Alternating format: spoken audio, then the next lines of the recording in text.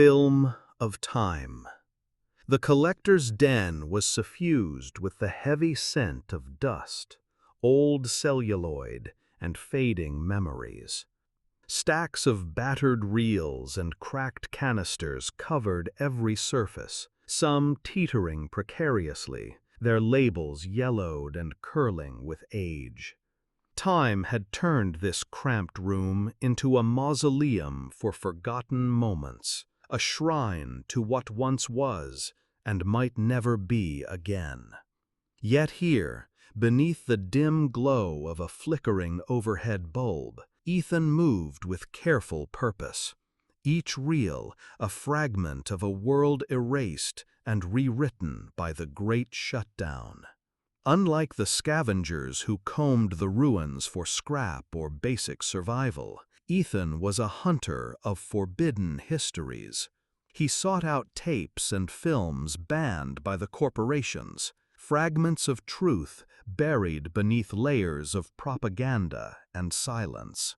His fingers traced the worn edges of a canister marked with a faded symbol, a cracked hourglass, a relic from a time when time itself had meaning. The film inside promised more than mere images.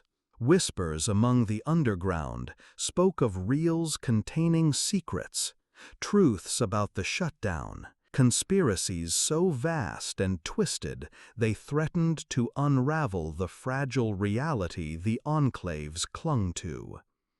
Ethan knew that possessing such a reel was dangerous. It painted targets on backs.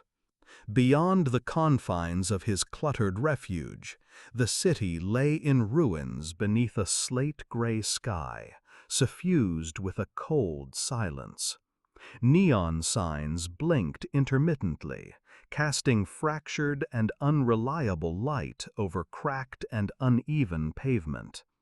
Drones drifted overhead, like ghostly sentinels, silent watchers in a world where privacy was a forgotten relic and surveillance was the law.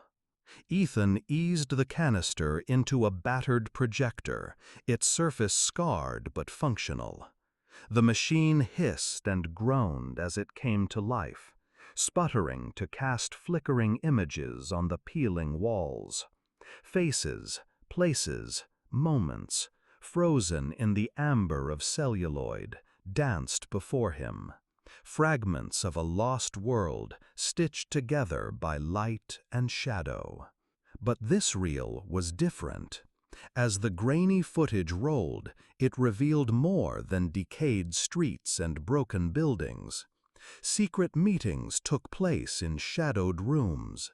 Hushed voices exchanged deals cloaked in deceit. Powerful figures, cloaked in anonymity, orchestrated the collapse from behind the scenes.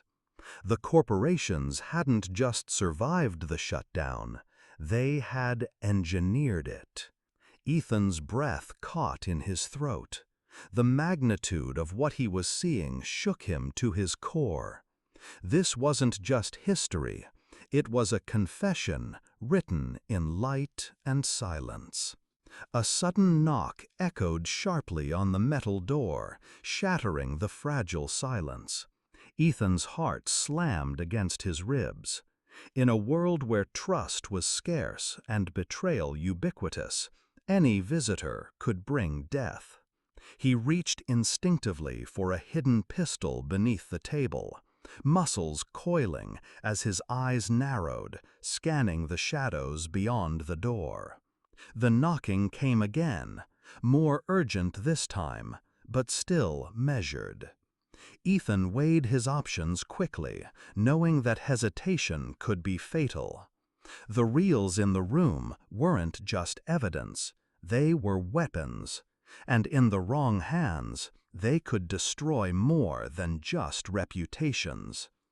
Taking a deep breath, he stepped cautiously toward the door, mind racing. Was this a friend, a foe, or something worse? In this fractured world, the line was razor thin, and every choice carried weight. As he opened the door a crack, a hooded figure slipped inside before he could react fully. The newcomer's face was hidden in shadow, but their voice was calm, steady. "You're playing a dangerous game, Ethan," the figure said softly. "But maybe it's time someone did." Ethan's grip on the pistol tightened. The truth was out, but the battle for it had only just begun. The hooded figure stepped further inside, their silhouette merging with the dust motes hanging in the stale air. Ethan's fingers tightened around the pistol, but he did not fire. There was something in the visitor's steady gaze, an unspoken urgency that transcended threat. "Who are you?" Ethan demanded, voice low but sharp.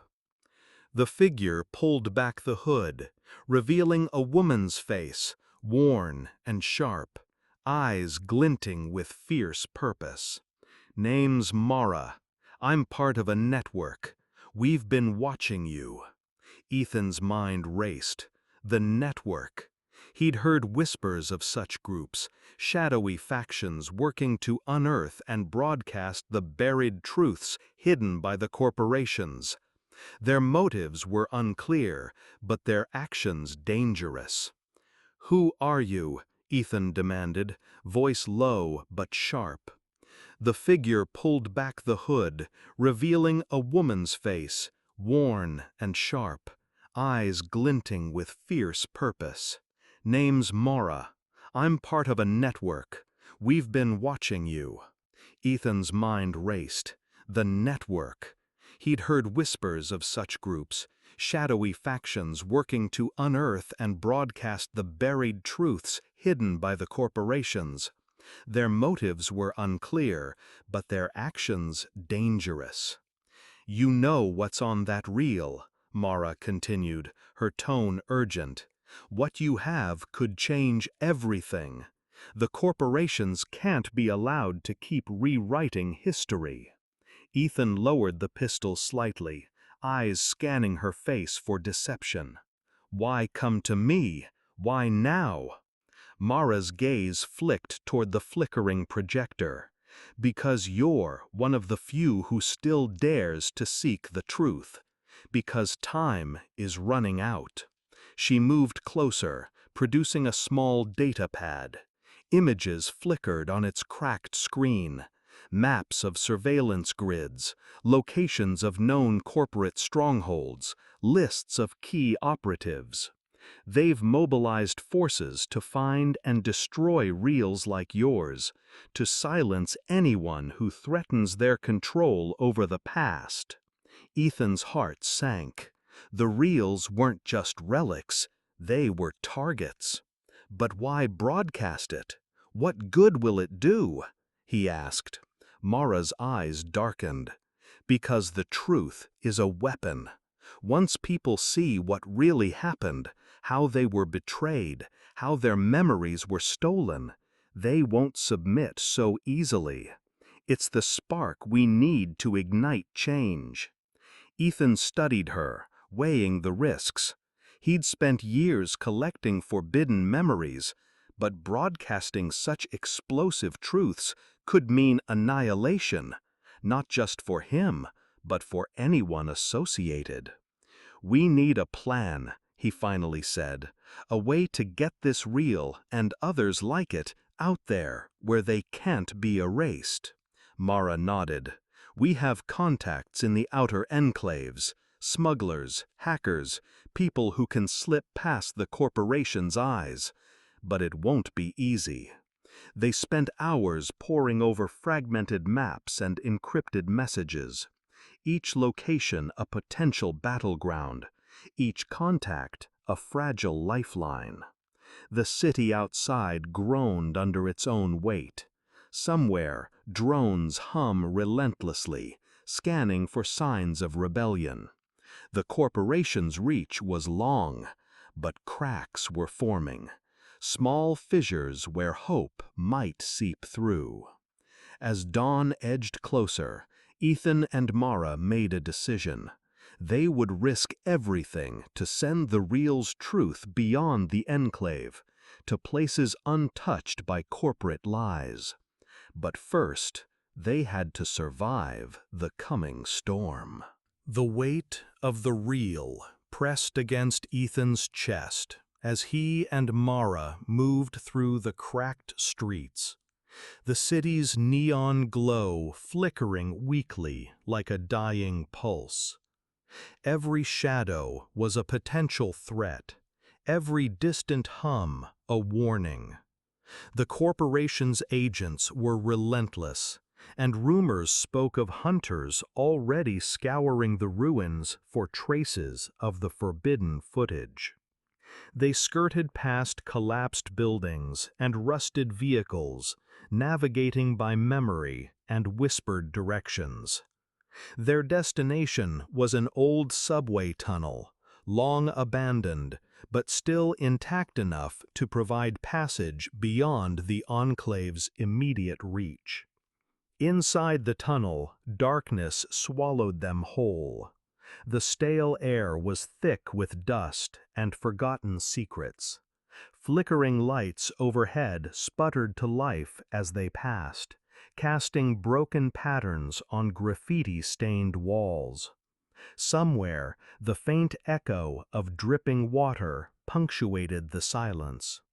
Mara pulled a worn datapad from her coat, fingers dancing over the cracked screen. Our contact is a smuggler named Rook, quiet, efficient, and untraceable. If anyone can get this reel out, it's him.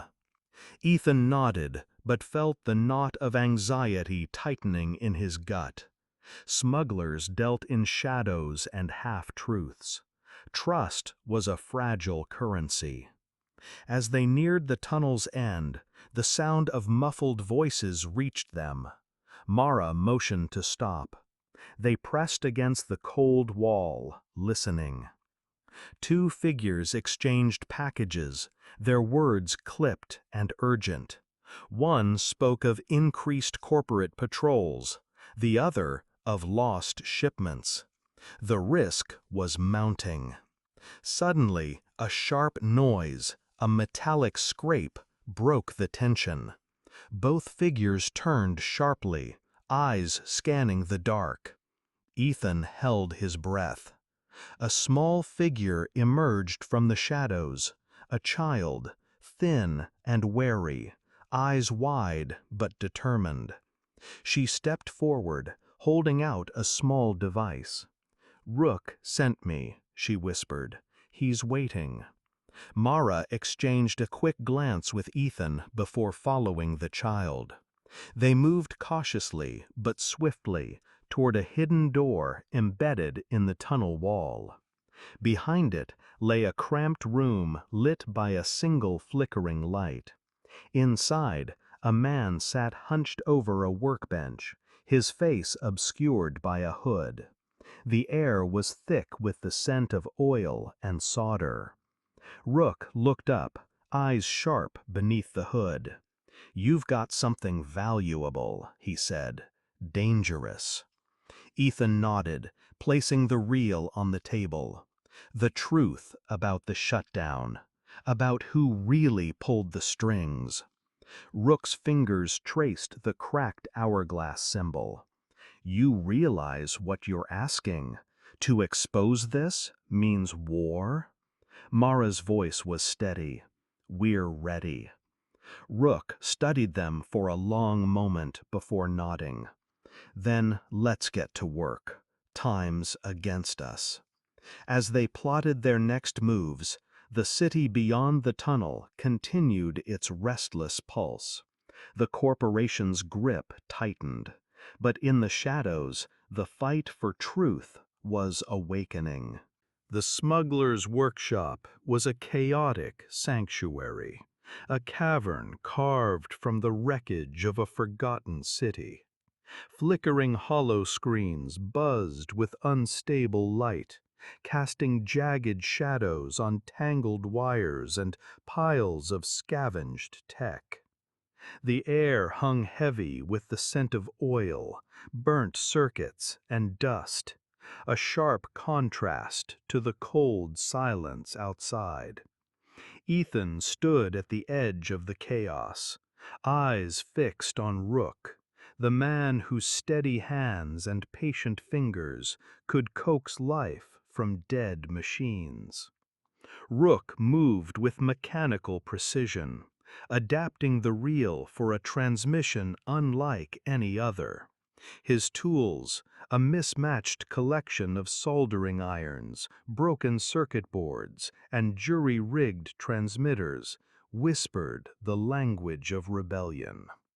Each connection was a fragile thread, weaving a secret web to pierce the corporation's iron veil. The reel lay bare beneath Rook's gaze, the cracked hourglass symbol etched into its surface, a silent warning of the truths contained within. Every frame held a fragment of history suppressed, a shard of reality deliberately shattered. The corporations had rewritten the past, erased the inconvenient, but here, in this room, the past was clawing its way back to light. Nearby, Mara's eyes flickered across a cracked datapad, a tempest of encrypted messages and shifting coordinates. Her fingers moved in a practiced dance, sending out silent calls to unseen allies. Smugglers, hackers, dissidents scattered like ghosts through the ruined enclaves. Each message was a spark, each coordinate a promise of refuge or resistance. Outside, the city groaned under the weight of decay. Neon signs sputtered weakly, their flickering glow a pale heartbeat against the endless night. Somewhere in the distance, sirens wove a mournful wail through cracked streets, a dirge for a world strangled by corporate greed and control. Ethan's thoughts swirled in the oppressive air, heavy with the faces of those who would see this broadcast. The isolated enclaves fractured by fear and lies, each living with stolen memories and stolen futures. The reel's truth was a fragile spark, small enough to be snuffed out, but potent enough to ignite a blaze of rebellion or destruction. The weight of this knowledge pressed down on him like cold iron, searing his resolve. Rook's voice broke through the tension, low and urgent. We've got a narrow window, maybe 10 minutes before the corporation's scanners sweep this sector. After that, it's blind running. Mara's nod was sharp and resolute. Once it's live, the message will ripple through the network. People will watch. The corporations will scramble to silence it, but it'll be too late. The projector flickered to life, now linked to a makeshift transmission array pieced together from discarded tech and stolen frequencies. Grainy images spilled into the digital ether. Secret meetings in shadowed rooms, whispered betrayals, engineered collapse, and carefully crafted lies. The truth poured out into the void, raw and unfiltered. Then, shattering the fragile calm, the workshop's heavy metal door exploded inward. Mercenaries flooded the room like a tidal wave, weapons drawn, eyes cold and unyielding. Chaos erupted in a cacophony of broken glass, snapping wires, and shouted commands. The fragile web of cables sparked and hissed as hollow screens shattered, plunging the room into broken shadows and flickering light. Ethan grabbed the reel, heart hammering, and dashed toward a hidden exit Mara had marked on a faded map. The mercenaries' footsteps thundered behind them, relentless and unforgiving. Outside, the night swallowed them whole, the city's broken heartbeat echoing in their ears. But the broadcast continued, carried on waves of stolen frequencies, the real secrets traveling farther than any of them dared hope. Ethan's lungs burned with each desperate breath, but his resolve hardened into steel. The fight for truth was no longer a whispered hope. It was a growing roar that could no longer be silenced. The city's hollow silence was shattered by distant explosions, echoes of a battle waged in shadows, far from the eyes of those who once ruled from gleaming towers. Ethan and Mara fled through crumbling alleys, their breaths ragged, lungs burning with cold night air. The reel in Ethan's grip weighed heavy, not just as a physical object, but as a beacon of rebellion, a catalyst for a world long starved of truth. Neon ghosts flickered weakly overhead, their fractured light barely penetrating the thick haze of smog and dust.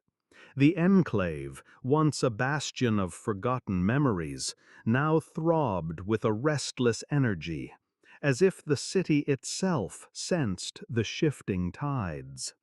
Mara glanced back, eyes sharp beneath her hood. "They're closing in. We need to disappear before this place becomes a tomb." Ethan nodded, the weight of exhaustion tugging at his bones. But surrender was not an auction. Not now. They slipped into an underground passage, hidden behind a rusted grate, descending into a forgotten vein beneath the city.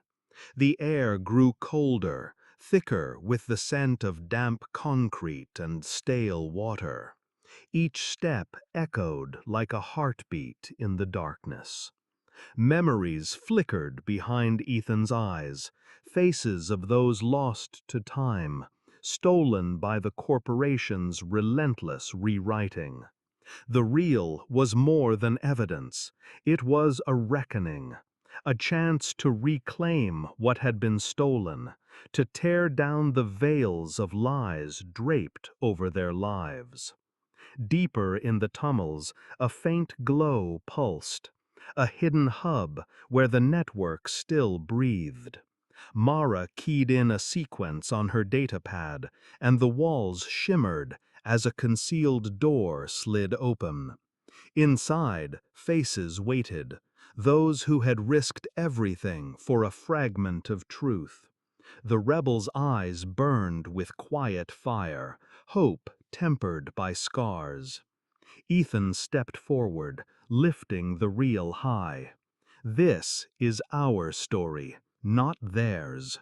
The corporations built their empire on lies, but lies crumble under the weight of truth." The transmission was ready.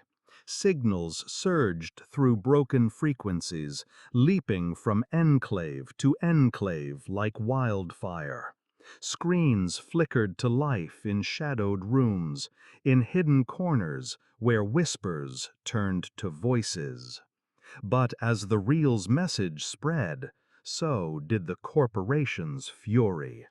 Drones swarmed the skies, mercenaries hunted the streets, and the enclave's fragile peace shattered into chaos. Amid the storm, Ethan and Mara stood firm. Their fight was no longer solitary. It was a movement awakening. The reel was more than celluloid. It was a key, a fracture in the corporation's armor, a crack through which light poured into darkness.